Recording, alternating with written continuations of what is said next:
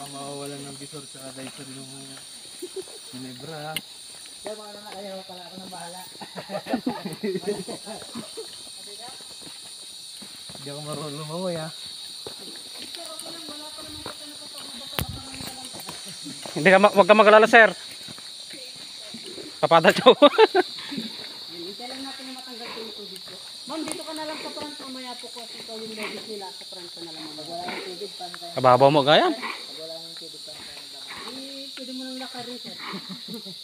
Hindi ka naman makakalangal pag wala pong tubig, sir. Kayo, pwede magigilid ka. Ay, hindi po. Pwede dito. Mas maganda pa yung taligon doon. At saka dito kasi pag dito ka tumatalon dito, magiging naman yung kuhan. Doon kasi maganda doon kasi meron ng ano, sinento. Okay, kung sino yung pinakamatangkad, katong yung mauna muna. Okay, mauna ka. Ano ko na? Sir? Yan. Good luck. Careful. Dito yan. Sir, okay lang dyan. One seat apart. Di yata kayo malulunod sa tubig kasi sabi yata kayo malulunod. Umangat na.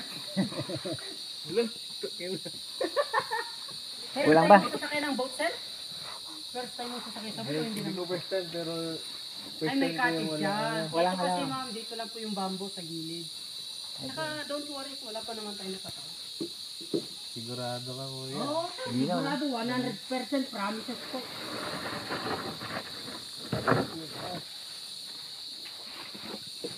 Gwapog digos yaw. Meron daw mas maganda doon, Mas pagliguan. maganda doon at saka mas malalim pa doon banda pa. Pagliguan.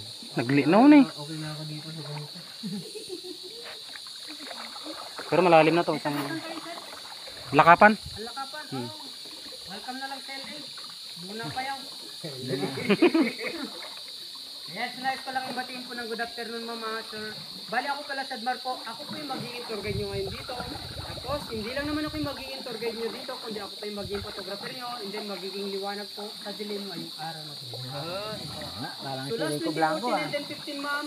Ito talaga yung paliguan natin dito, sir, hanggang dun sa buwad ng Kidnoon. Kasi pinagbawal kong maligo dito dahil nalagyan ko ng higit more than 15,000 na sinulis. Tulad ng tilapia, karpa, at saka yung Nanap mo eh. yung pa yung mga nilagay natin. Bebenta Kasi ka meron na natin ba kayo doon? nakita, sir? Bebenta natin gawin. Hindi po, sir. Nagtitigan na eh. Eto, meron na ba kayo nakitang isda po o wala pa?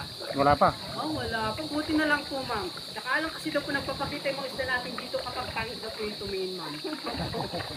Ayan, so ito pala yung force na malalim. Ah, Umaabot na po pala sa mga 8 to 7 feet na po dito banda, sir. Pero hindi lang ito ang pinakamalalim po. Yung pinakamalalim po talaga dun sa pinaka-underground natin. Ito 8 feet na to. Opo, aabot po sa migit more than 30 feet po dun sa pinakadulong, dun sa underground. Pero hindi naman talaga yung tubig ang pinakamalalim po dito, ma'am. Kundi ang pinakamalalim talaga dito, yung pagmamahal po natin, ma'am. Yung po yung malalim. Opo. Saka pwede rin po pala tayong dumaan mamaya sa hangin bridge ko. Nandun pala yung hangin bridge natin. yun.